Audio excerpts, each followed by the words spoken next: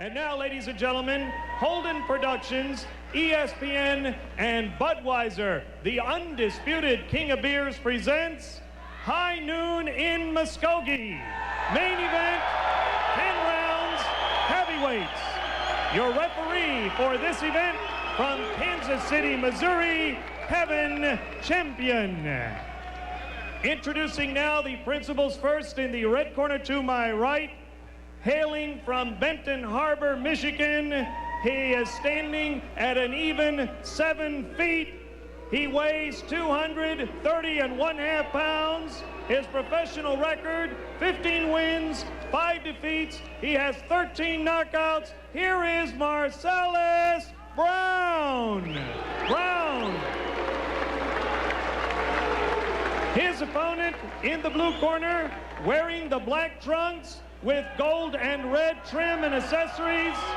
He stands at 6 foot 2 inches. He weighs 231 pounds. Professional record, 42 wins, 2 defeats, 1 draw. He has 36 knockouts. The former WBO heavyweight champion, Tommy the Duke Morrison. 10 rounds, heavyweights. Tommy Morrison with the new look, and he hopes to have some old skills. Here's the keys to victory. Well, if you're Tommy Morrison, you want to keep on that steady pressure, but you want to be thinking. You don't want to have anything happen to you the way it happened to Michael Bent when he dropped his hands and he got nailed with the right hand. And Brown has got to stay away, and he's got to also gain his respect. All right, we'll see how well each of those men can do it. That's Tommy Morrison, the former WBO champion. And his opponent, Marselles Brown. It is a very small ring, Randy, and I don't think that's an accident. I think they wanted it as small as possible for Morrison, who comes out cranking left hooks, as per usual. They wanted to put it in a phone booth, but instead it's a ring that's somewhere, it's about 18 feet. Not exactly. I really thought it was going to be smaller for Morrison. That's pretty small. It's not. I guess you could have it smaller, though. There is the knockout ratio of these two men.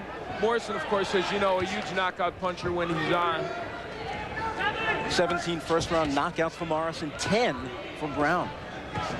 In his last outing on ESPN, you saw Morrison against Ross Purity. It ended up being a draw. Some thought Purity should have won the fight. Morrison was down a couple of times. Not a stellar effort by Tommy Morrison. He hopes to do much better here tonight. Well, Tommy's told it to us before, Al. He said, yes, I party, and yes, I party hard, but it's a new Tommy Morrison.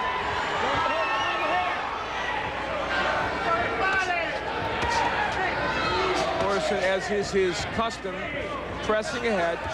Brown using the jab a lot, and even if that punch doesn't always get in, Randy, he wants to use it just, if nothing else, to keep Morrison busy. The keys to victory that we talked about, that was the gaining respect. Even though it didn't land, he threw the right hand with vengeance on it and with a lot of steam on it. So Tommy Morrison knows the guy is there to punch back at. Brown tying Morrison up on the inside. Kevin Champion could have quite an active afternoon, because you know Brown's going to want to tie up Morrison like this every time he gets on the inside, and already Brown gets a caution from Champion for pushing on the head of Morrison. You're exactly right. He will be doing a lot of that, but that's exactly what he has to do. Tie him up. He's got to let him go there. He's got to grab Tommy's arms. A little punch on the break. Brown hits on the break,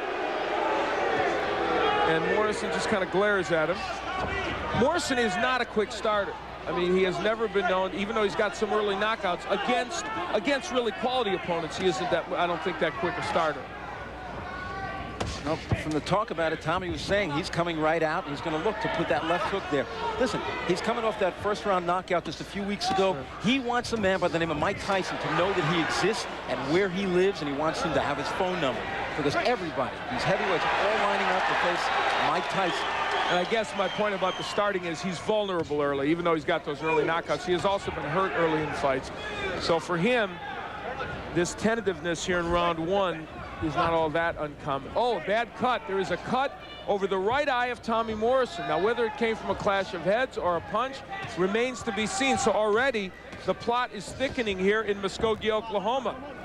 We'll come back and look at that cut when we return. In a boxing special, Tommy Morrison, closest to you, comes out against Marcellus Brown. Tommy Morrison sustained a cut over the right eye, which his trainer John Brown worked on in between rounds, and I believe they stopped the bleeding. Well, they know what they're doing in that corner. That's a very professional corner. There was no panic in it whatsoever. But will there be panic on the part of Tommy Morrison if this fight goes on a few more rounds?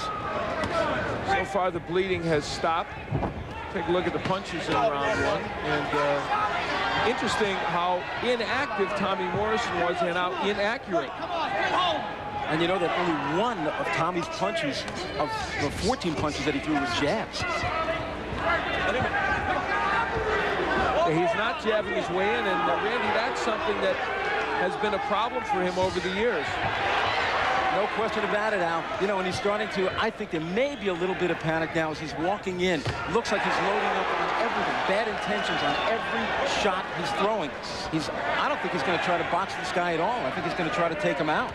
But even when you come in to take a guy out, the idea is to jab your way in because it sets up all those other punches. How many fighters, even Mike Tyson, you alluded to him earlier already, toward the end before he went to prison, he stopped doing that, and it really caused problems. Nice right hand by Brown. See, what did Tommy do there? He just dove in with an overhand right. Just dove right in. See, there he jabbed a little bit, but then he didn't put a right hand behind it. Bad spot for Brown to be. Very bad spot. He never wants to have his back against the ropes. You see the height disparity. Brown, the 26-year-old, soon to be 26, who is, oh, good jab and a right hand by Brown, is 7 feet tall.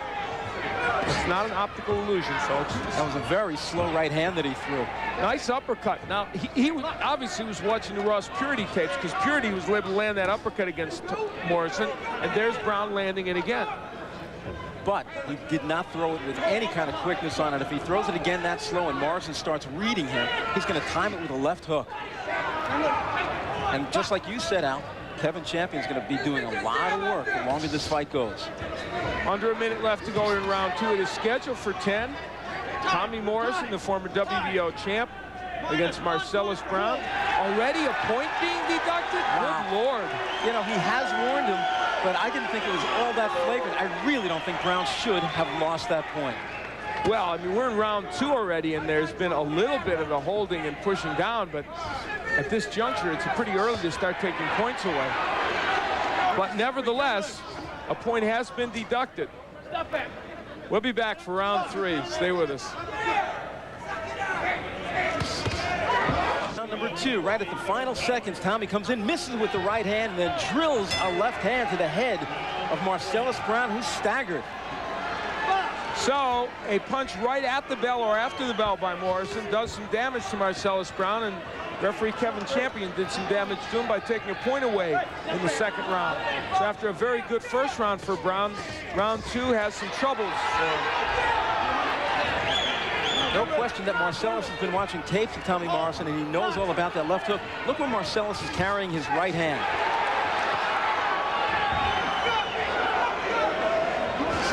Brown very active, but goes down for the left hook.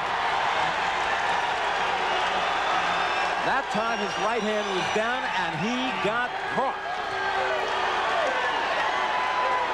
So with a lot of time left in round three, Marcellus Brown has gone down and now must try and survive. The referee forgot to wipe his gloves. He got right off the canvas, and the referee forgot to wipe his gloves. Morrison hitting over the referee, Kevin Champion. This has the makings of a raucous and potentially ugly fight. Under 2 minutes left to go in round three. Now, I don't know if Brown's head is clear. If it's not, he's got to do two things. One, keep his distance, and two, on the inside, just grab Morrison and hold on for dear life.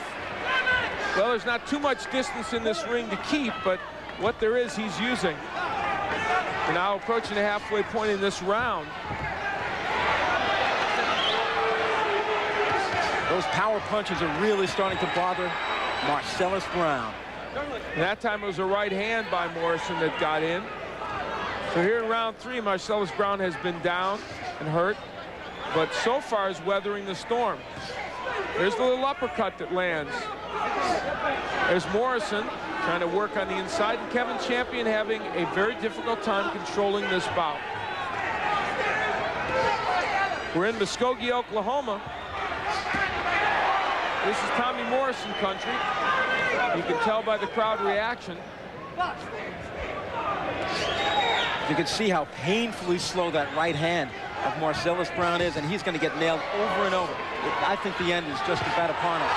And there's the hook, as Randy pointed out, over the lazy right hand. And this may, in fact, be the end. It's over. Marselles Brown, a victim at the hands of Tommy Morrison, who gets his knockout in the 3rd round.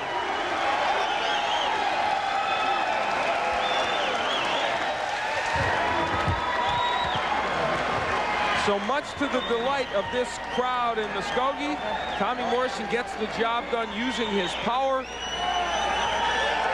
And it was, in fact, that well-documented left hook that got the job done. That's a major league left hook. I don't care who he hits on the chin with it. Yes, you might say it's Marselles Brown, who really came to fight. He realized he came in here as an underdog, but he really came to fight, but he was just not in the same league as the very powerful Tommy Morrison. So for Tommy Morrison, he gets the job done in front of his home folk, and here's how he did it. Now watch where the right hand of Brown is. It's down by his chest. He gets nailed with that one mighty left hook, which had been finding a home in the past round or so, and he couldn't take it any longer. Look at those power shots. That was the first knockdown, a stiff left hand. Down he went, and that basically took much of the fight out of him. Anything else, he was just fighting on courage alone. That was almost a jab, and so to the victor goes the spoils. Mark Piros in the center of the ring. Let's go to him now. Ladies and gentlemen, the time, 2 minutes, 28 seconds of the 3rd round. The winner by knockout, Tommy the Dude